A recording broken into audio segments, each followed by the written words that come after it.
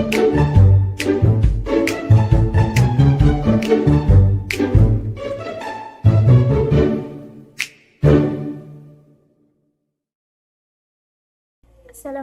warahmatullahi wabarakatuh. Nama saya Aina Samra binti Mat Nasir yang memegang nombor matrik C23A1272. Hari ini saya akan membentangkan CFT 1022 iaitu Kebudayaan dan Tamadun Melayu yang bertajuk Kesan-kesan kedatangan Islam terhadap kebudayaan masyarakat Melayu di alam Melayu. Bagi pengenalan, tamadun Melayu adalah sebuah tamadun yang dikongsi bersama oleh bangsa Melayu yang datang dari pelbagai wilayah dan rumpun bahasa. Tamadun Melayu terbagi kepada dua dimensi utama iaitu dimensi rumpun bahasa bangsa dan juga dimensi kawasan wilayah.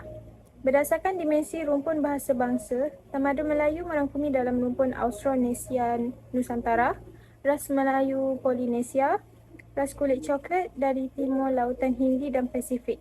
Dimensi kawasan wilayah tamadun Melayu pula merangkumi kawasan Kampuchia, Myanmar, Patani, Semenanjung Tanah Melayu dan juga beberapa kepulauan lain.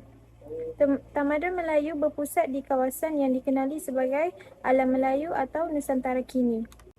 Sebelum kedatangan Islam, masyarakat Melayu dipengaruhi oleh kebudayaan yang dinamakan sebagai adat kepercayaan berdasarkan kepada pandangan semesta tradisional orang Melayu tersebut.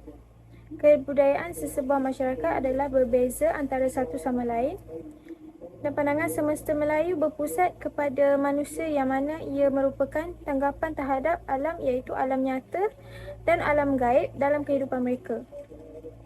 Kepercayaan ini telah membawa kepada lahirnya adat dan kebudayaan dalam kehidupan masyarakat Melayu.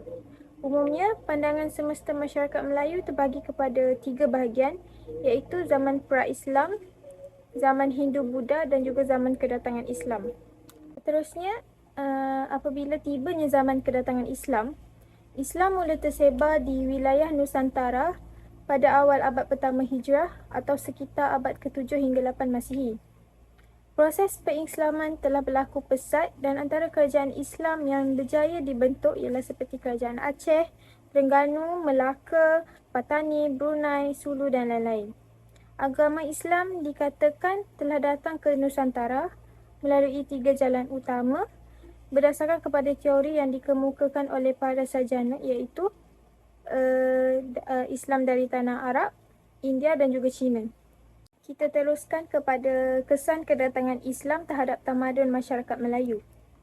Dari aspek kepercayaan, selepas kedatangannya Islam, mereka telah meninggalkan kepercayaan animisme dan juga dinanisme serta pengaruh yang dibawa oleh Hindu-Buddha.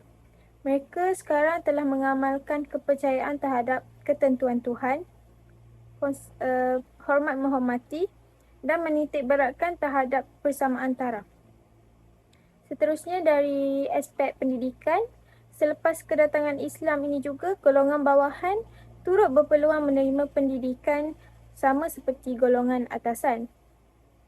Madrasah, pondok atau surau telah muncul dan memberi peluang pendidikan kepada semua lapisan masyarakat tanpa mengira kedudukan sosial mereka.